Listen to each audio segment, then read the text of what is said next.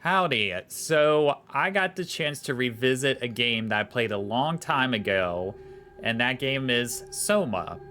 So I originally played SOMA when it came out way back in the day. I played it, I think, originally on PlayStation, and then later replayed, I think, part of it on PC. But now, after all this time, the game finally came out for the Switch, and as well, the Switch 2. You can play this game on the Switch 2. I don't have a Switch 2, so I wasn't able to play that version of the game. So I had stuck with the Switch 1. So my experience with this game when I originally played is I remember liking it a lot. I remember it being sort of narrative experience, not too much action, and it was a lot of like world building, which I enjoy. Now, going back and replaying it, there were certain moments that I remembered, but a lot of moments that I forgot about, and it was a good time to replay it. It was one of those games where I was thinking about it while I wasn't playing it and wanting to get back and experience it again. I finished it in like, I would say like 7 or 8 hours maybe. The game is more on the stealth side, which y'all know I don't really do stealth, but you can play it where the stealth is not too much of an issue, where enemies won't automatically kill you when they see you, and that's how I played this game.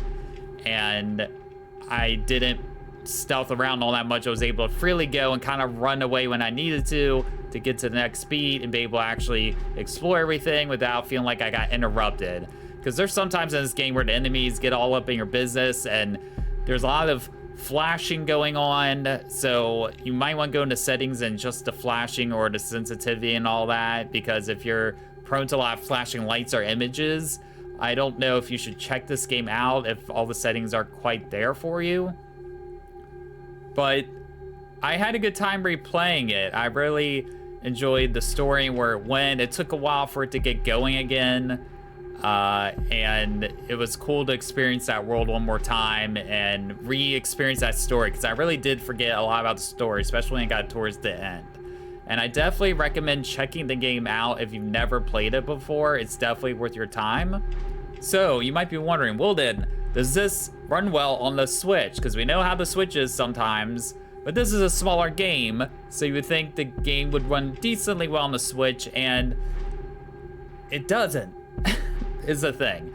Now, since this video comes out, there might be a patch that's released that fixes a lot of issues. They were talking about maybe they were going to release some stuff to fix some updates and all that. So this is my experience of the game that's not patched at all. But oh boy, does it not run super well on the Switch.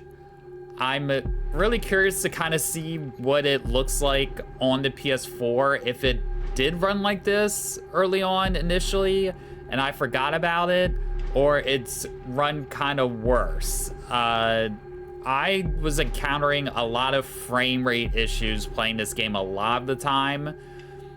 As far as like maneuvering the character around, it was okay. I actually started using controller, but then my controller was having issues connecting to my Switch for some reason. And then I ended up actually using the Joy-Con sticks to play through the game.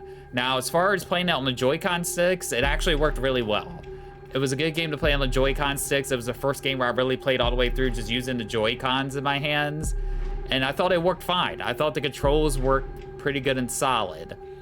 I thought that maybe there was an off chance that the game would actually use touch controls as well. Granted, it being on the Switch, it might be a new feature they added.